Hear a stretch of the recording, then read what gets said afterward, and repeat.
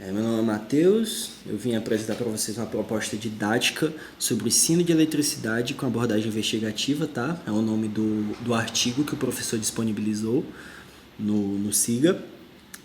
Por meio da cadeira de Método de Ensino de Eletricidade 2, eu faço esse trabalho, tá bom? Bom, primeiramente, o que é abordagem significativa, né? O que ela quer com isso? Ela quer estimular os alunos no quesito de pensar, questionar e discutir.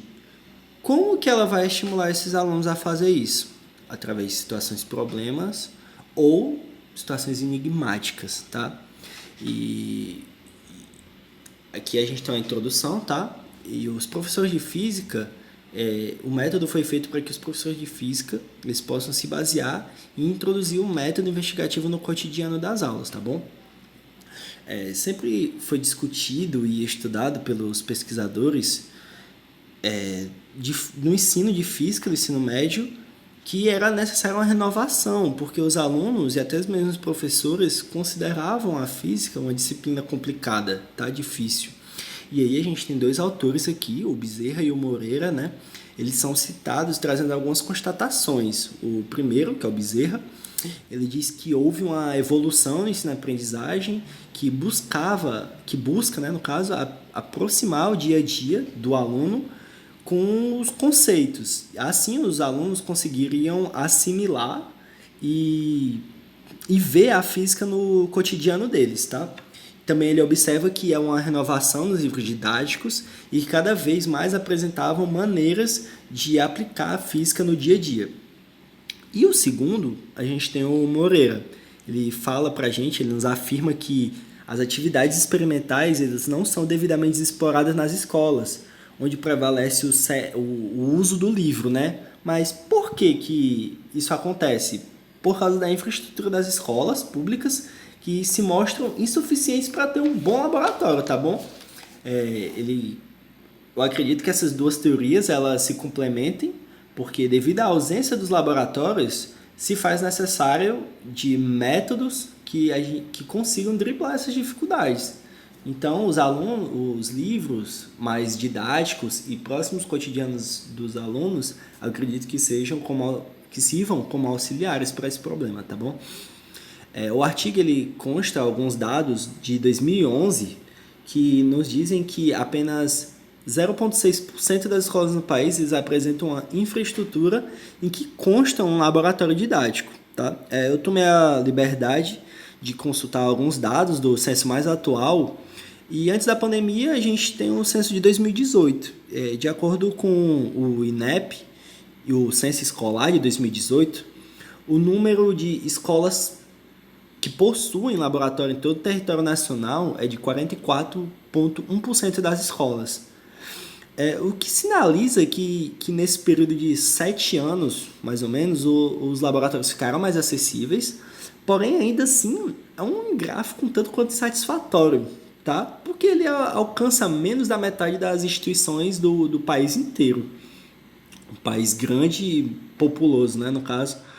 No ensino público, a gente tem um dado que ele se torna mais preocupante ainda, pois desses 44%, que, se eu não me engano, tinha um pouco mais de 180 mil, tá, escolas, esses 44%, eles sinalizam algo como 80 mil escolas. Apenas 38,9% dessas 80 mil escolas são públicas e a outra porcentagem são de privadas, tá? E o que acontece? Pouco mais de 30 mil escolas, elas possuem laboratório. E ainda temos um balanço total aqui, que eu peguei de todas as escolas.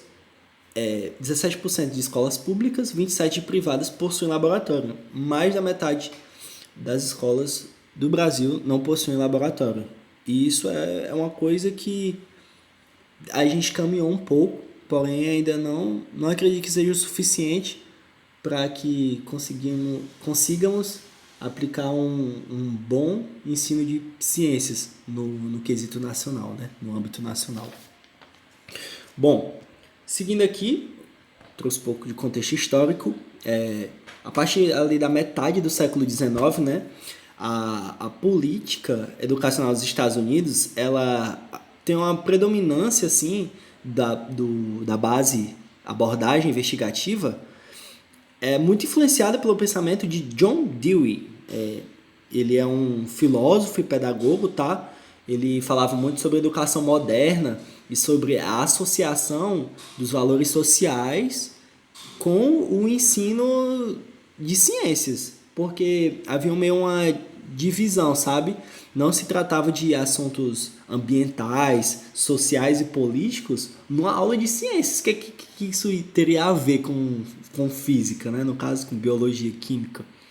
Então, a partir da metade do século XIX, houve um movimento dos cientistas europeus e americanos de um movimento de reivindicação, né? Ele ganhou força com proposta de alguns pesquisadores científicos de que o ensino das ciências deveria ser mais conciliado com as pesquisas investigativas em laboratórios, porque o ensino de ciências era essencial para a formação humana, tá?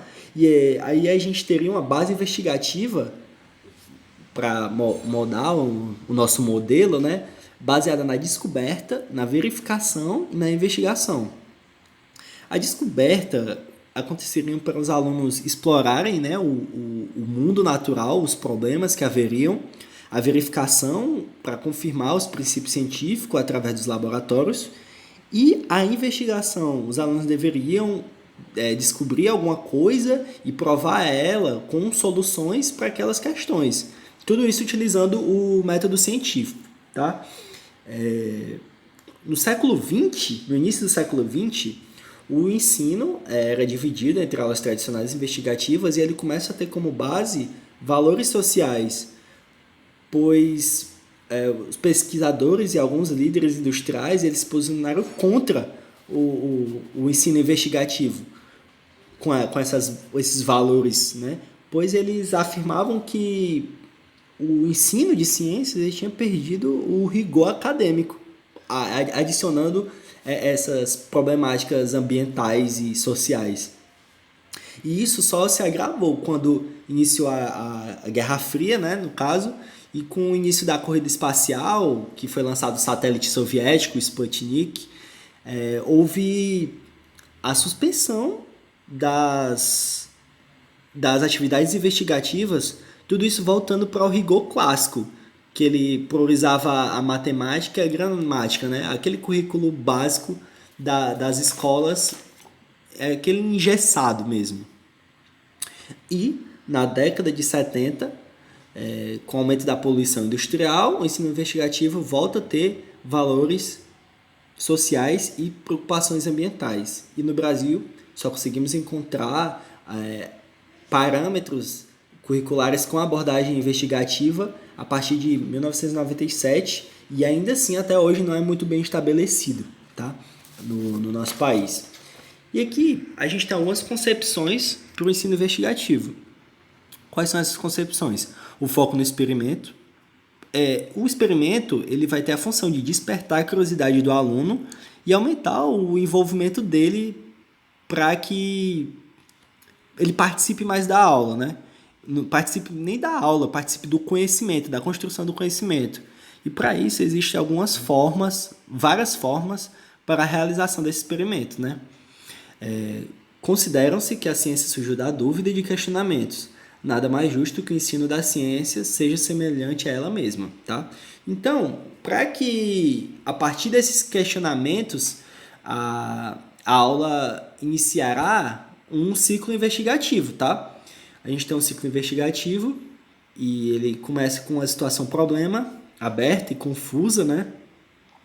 Vai ser uma análise do tema, do objeto estudado com a pergunta aberta, a elaboração de hipóteses ou modelos que eles podem ser testados, experimentados, experienciados através de conhecimentos que você já tem adquirido e a interpretação dos resultados, tá? Essa mediação do professor, ela funciona com base nesse fluxograma que eu coloquei. Você vai ter um problema, o aluno vai explorar, vai descobrir, debater, criar alguma hipótese para a solução daquele problema, ele vai explicar para o professor e, mediando por ele, O professor pode fazer uma pergunta para contra-argumentar, para complementar, para abrir margem para mais alguma coisa, e a partir disso o aluno vai refletir e vai retornar a um problema, a outro problema que seja condizente com o primeiro, tá? E é importante que o professor confronte o aluno e valorize as suas perspectivas respostas, tá? O método, ele geralmente, ele é essencial a participação do aluno. Então, se o professor, ele por algum acaso, meio que debochar da resposta do aluno, por exemplo, você acompanha uma aula na universidade e você quiser aplicar aquela mesma aula no ensino público, você faz uma pergunta, o professor responde, cara, como é que pergunta isso aqui? Isso aqui é trivial, cara. Putz, se eu mandar isso na escola pública, provavelmente o aluno vai se retrair e nunca mais vai participar da tua aula, tá bom? Então, o artigo ele nos traz algumas instruções que são cabíveis para a aplicação do método, tá?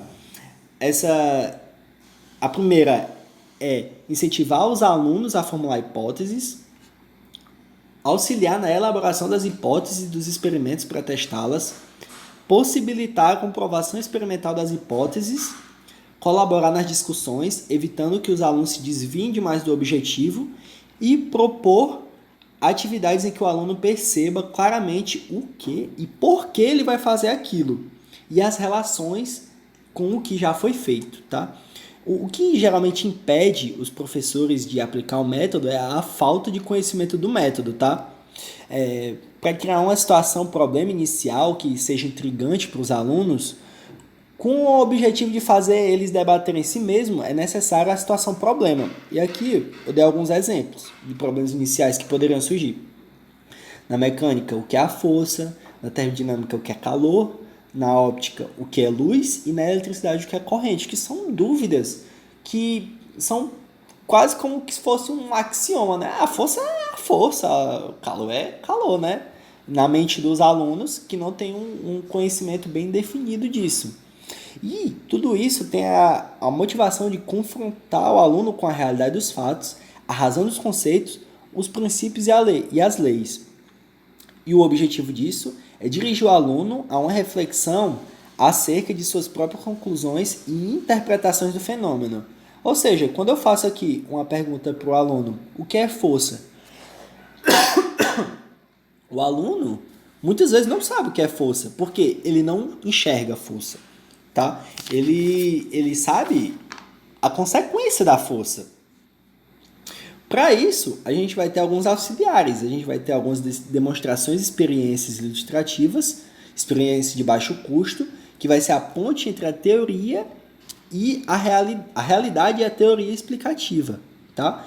Isso vai nos propiciar o contato com as situações concretas e fenômenos menos palpáveis. Eu não achei que eu consegui um nome tão bom para fenômenos menos palpáveis, né? Mas eu acredito que sejam aqueles fenômenos que os alunos têm dificuldade de compreender de outra maneira, tá?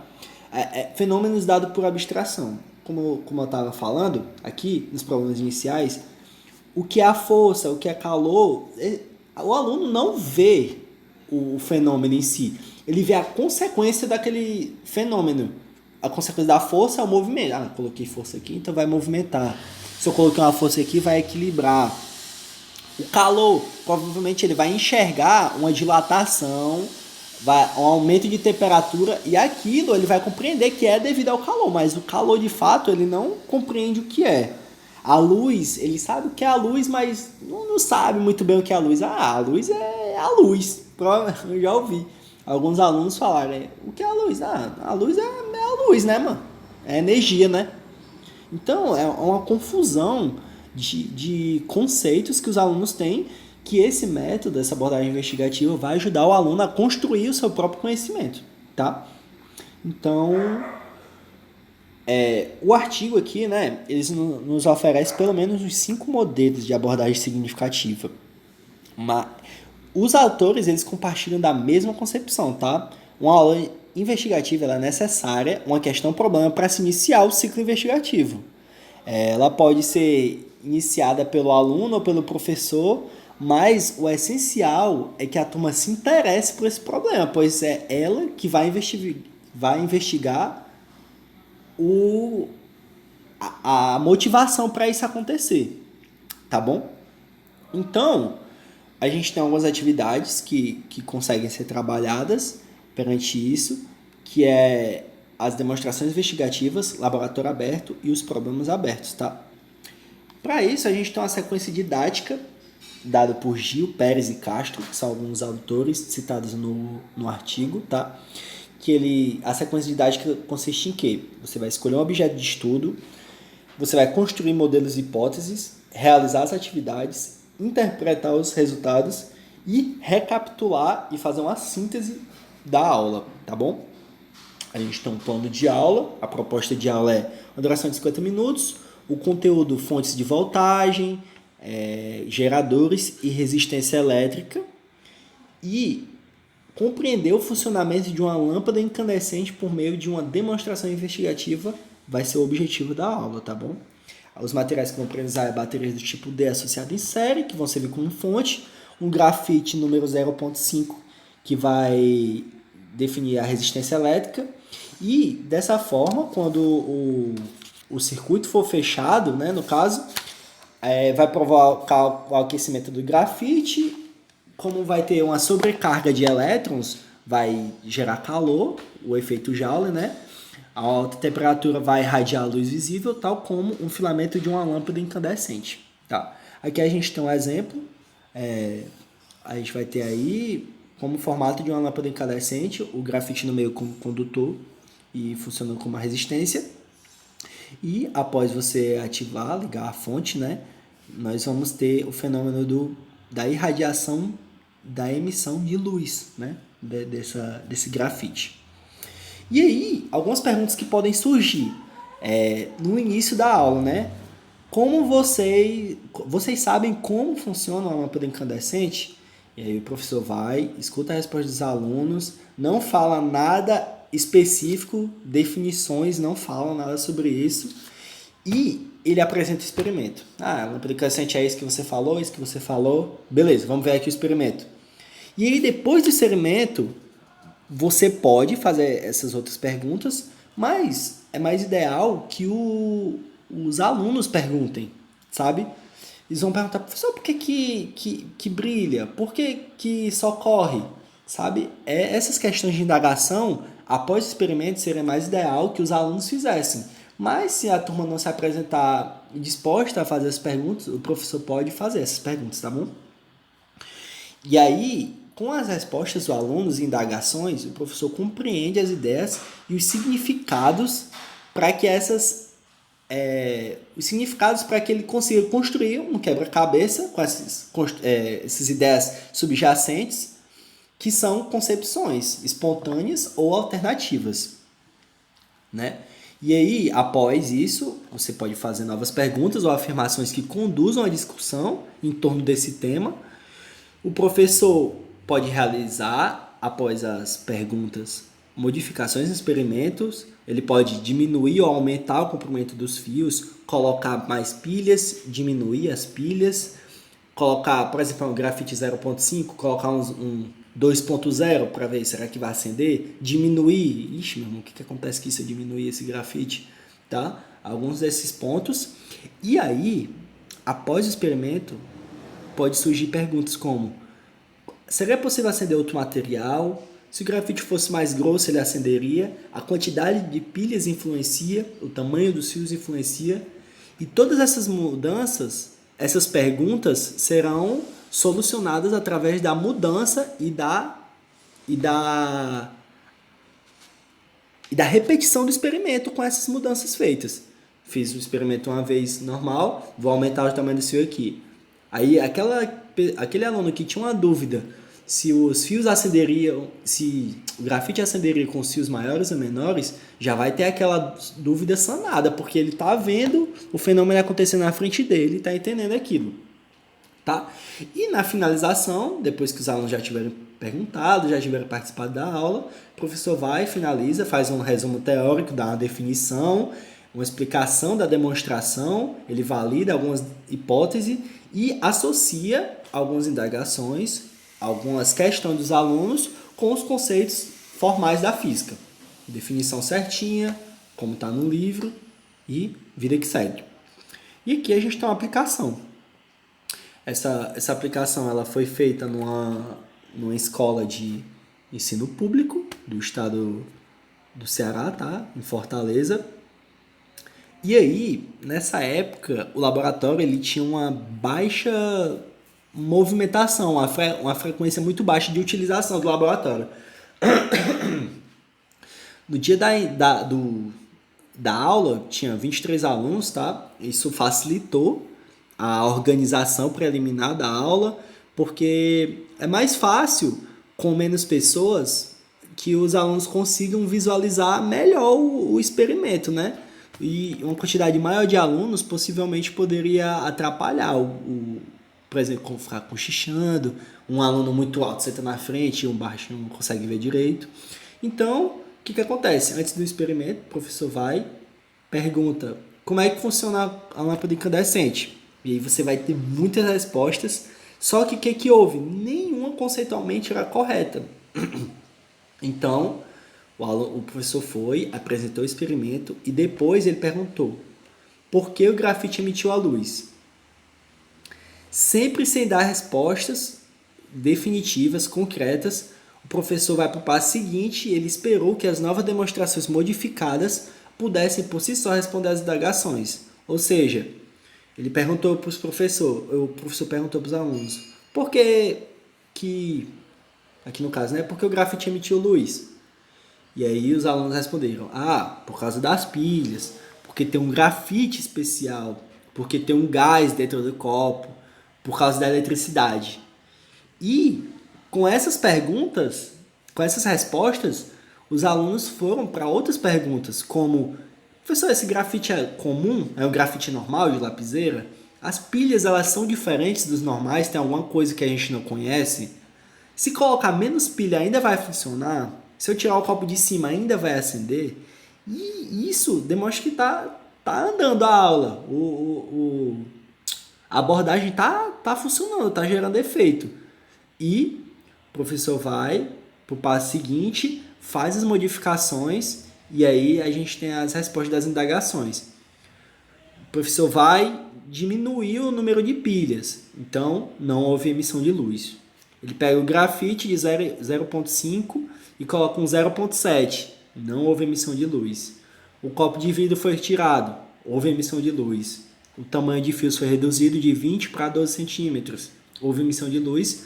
E as presas no formato de jacaré foram retiradas dos fios, houve emissão de luz. Então, só com a modificação que o professor fez e realizou o experimento novamente, o aluno que tinha dúvida na fonte, ele já vai olhar, o professor diminuiu a quantidade de bateria, então não teve tensão suficiente, então não houve luz. Aí o outro aluno, a mina de grafite, eu queria saber se ela fosse maior, acendia, mas não acende, né? Provavelmente, ele pode... aqui a gente já tem a constatação que o que acontece? A resistência, ela aumentou com o tamanho do grafite. O grafite era de 0,5 e foi para 0,7, provavelmente a resistência dele ficou muito maior e não houve um excesso de elétrons para causar o efeito Joule, né? Isso tudo são argumentos que o professor pode utilizar na aula. O grafite está maior, então tem mais espaço para os elétrons passarem, para a corrente passar, então não queima o grafite. São algumas concepções espontâneas que os alunos podem ter, né? O copo de vidro de produção foi removido. There's no internet connection at the moment. Maria, desculpa, pessoal. Google aqui me fumando. O copo de vidro de produção foi removido. Então, o aluno que tinha dúvida se ia acender com o copo ou não, já não tem mais essa dúvida, que ele viu que o professor tirou o copo e acendeu. O tamanho do fio foi reduzido? Outro também. Então o fio não importa. Pode ser menor, pode ser maior, sendo o mesmo fio, sabe? E essas são algumas constatações na aplicação. E quando acabou a aula, um aluno foi escolhido para que ele fizesse uma síntese daquela aula para o restante da turma e falasse especialmente daquilo que ele havia entendido, compreendido sobre o assunto, né? O aluno se saiu bem, descreveu corretamente as situações que ocorreram no experimento e a aula durou 50 minutos, tá? E aí a gente vai ter alguns resultados, algumas discussões, algumas constatações, né, que a gente pode ter, uns obstáculos, objetivos a longo prazo e a maior discussão, o resultado que a gente teve foi por que o grafite é emitido isso. A partir do início do ciclo investigativo, esse confronto inicial possibilitou que os alunos ficassem mais atentos, participativos e mais motivados. E constatou que o ensino por investigação é de fato eficaz no quesito instigar a curiosidade dos alunos. O objetivo do método, da abordagem investigativa, é instigar os alunos a ficarem curiosos e consigam construir o conhecimento, tá? E eles vão sentir parte do conhecimento. A gente tem alguns obstáculos, que é a infraestrutura do colégio não adequada, a péssima qualidade acústica da sala de aula, que dificultou a compreensão do questionamento dos alunos por parte do professor. Geralmente a gente sabe, escola pública, algumas turmas são difíceis de lidar, então provavelmente devia estar muito barulho em volta dos laboratórios. E a gente sabe, problemas estruturais sempre vão haver. Tomara que um dia isso mude, né? E cabe a nós, professores, encontrar uma maneira de sanar esses defeitos e driblar essas dificuldades. E outro obstáculo foi a apatia de alguns alunos, pois para a metodologia investigativa ser mais eficaz, se faz necessário o engajamento de todos os alunos. Então, se por algum acaso você algum dia quiser aplicar essa metodologia e os alunos estiverem meio apáticos, não quiserem muito participar, provavelmente o problema não está no método, não está nos alunos, ou o problema não está nos alunos nem em você, está no método. Eu mostrei aqui a tabela, tem pelo menos 5 que o artigo dá, sabe? 5 maneiras de você conduzir a abordagem investigativa. Então, cabe você ver a turma, analisar a turma, estudar e adequar o método para a sua realidade. É muito bom esse método porque você pode adequar a qualquer realidade. Entende? Cabe a você conseguir fazer aquilo de uma maneira efetiva, tá? Então, é necessário que os alunos se engajem para que o método funcione. E você tem que estudar a sala. Os objetivos para longo prazo é o desenvolvimento das habilidades de questionar, investigar, comunicar e organizar ideias, a compreensão de conceitos e hipóteses, desenvolver habilidades cognitivas e ter um maior entendimento sobre a natureza científica. Na aplicação não se pode atingir todos esses objetivos, pois seriam necessárias mais aulas com esse tipo de abordagem. Então, por exemplo, um professor que ele faz isso uma vez no ano, ele não pode esperar um resultado gigantesco, com uma aula no ano inteiro, ou uma aula no semestre. Mas se o professor, digamos que ele tem 4 aulas no semestre, 4 aulas no mês, ele entra uma vez por semana na sala. Se ele aplicar pelo menos uma vez, se isso não atrapalhar ele, né, já vai ter algum resultado significativo, acredito eu. Ou então, uma aula a cada 2 meses. Tá? Então, a gente, dentre 8 aulas que ele vai ter em 2 meses, ele aplique uma vez esse método, um experimento, sabe? Por causa da bimestre. Seria bacana. Provavelmente poderia ter algum resultado melhor do que o que foi apresentado. E a gente agora tem uma revisão dos aspectos principais que foram abordados. Primeira etapa, ciclo investigativo. Faz a pergunta. Etapa 2, ouvir com atenção e escolher as respostas e os questionamentos dos alunos com cuidado em não desmerecer aquelas perguntas julgadas irrelevantes. Uma etapa muito importante, para você não acabar magoando o aluno e, como o professor Afrani sempre fala, né, um dos maiores males dos professores é a soberba. Então, cara, você não ser snob com conhecimento e ter a humildade de aceitar aqueles conhecimentos, não esboçar uma reação muito exacerbada para o aluno, para que ele consiga compreender que a opinião dele, mesmo sendo o mais errada possível, é útil. Ele está participando da aula e ele está fazendo a construção do conhecimento. Terceiro, responder às perguntas escolhidas, fazendo modificações no experimento. Quarto, o aluno para a síntese dessa aula, para que por meio daquele aluno que está fazendo a síntese da aula, a turma se sinta protagonista da construção de seu conhecimento, tá bom?